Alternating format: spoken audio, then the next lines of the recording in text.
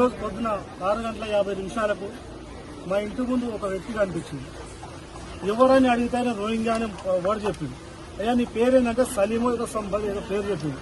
చెప్పిన తర్వాత నీ బాబు నీ దగ్గర బైక్ ఎందుకు ఉంది, నీ దగ్గర ఫోన్ ఉందంటే ఫోన్ ఉన్నాను, నీ పైన ఇంటి పైన ఉన్నా కింద ఉంది బయట చూడు, ఎందుకు నువ్వు ఈ ప్రాంతంలో తిరుగుతున్నావు అంటే ఏం లేదన్నాడు. సరే నేను వస్తున్నాను కిందికి వచ్చే లోపల బండి తీసుకొని పరారయ్యేసరికి అక్కడ ఉన్న మా పిల్లలు ఎంబడబడేసరికి బండి ఇచ్చిపెట్టి వెళ్ళిపోవడమే కాకుండా ఆ పక్క చుట్టుపక్కల ఇంకో 5 మంది రెక్కి నిర్వహించడం జరిగింది. వాళ్ళని పట్టుకొని పిఎస్ ఉపయోగపడింది. పిఎస్ లో ఊరికి మీరు అందరూ చూసింటారు.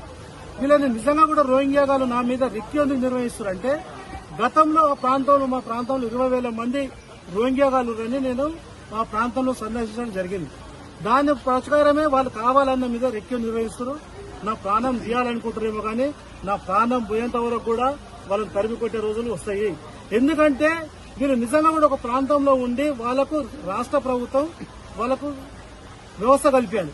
కానీ వాళ్ళు కావాలని మన ప్రాంతాన్ని మొత్తం తిరుగుతూ బైకులు వేసుకొని తిరుగుతూ ఆధార్ కార్డు ఉన్నాయంటారా, రేషన్ కార్డు ఉన్నాయి, గతంలో చెప్పినా ఇప్పుడు ఓటు కార్డు ఉంది. 20,000 మందిని తీసుకొచ్చి ఒకే ప్రాంతాన్ని పెట్టి ఎక్కడ ఉంటా అంటే బాలాపూర్ కానుకొని చంద్రాంగుట్ట కానుకొని ఉంటుంది.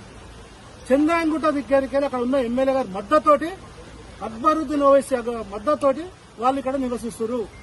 వాళ్ళు ఈ రోజు మొత్తం మన దేశాన్ని నాశనం చేయడానికి వస్తారు. కాబట్టి దీన్ని వెంబడే చర్య తీసుకోవాలని మేము పిఎస్ లో చెప్పడం జరిగింది. మా జిల్లా అధ్యక్షులు, మా మాజీ జిల్లా అధ్యక్షులు అందరూ వచ్చి మా కార్యకర్తలు అందరూ రావడం జరిగింది. దీని వెంబడే సిఐ గారు దీని మీద నిర్ణయం తీసుకొని దీన్ని చర్య తీసుకోవడం చెప్తున్నాడు. వాళ్ళు రెక్క నిర్ణయిస్తారా, ఇంకేమని నిర్ణయిస్తారా? నా హిందూ సోదరులు, నా హిందూ బంధువులు ఎవరు భయపడతలేరు. వాళ్ళని తరిమి కొట్టడం దగ్గరనే ఉన్నాయి.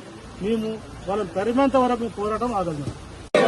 जागो हिंदू देश के बंधु, जागो हिंदू देश के बंधु, भारत माता की जय, भारत माता की जय। रोहिंग्याలను వెంటనే అరిమి కొట్టాలి, రోహింగ్యాలను వెంటనే అరిమి కొట్టాలి.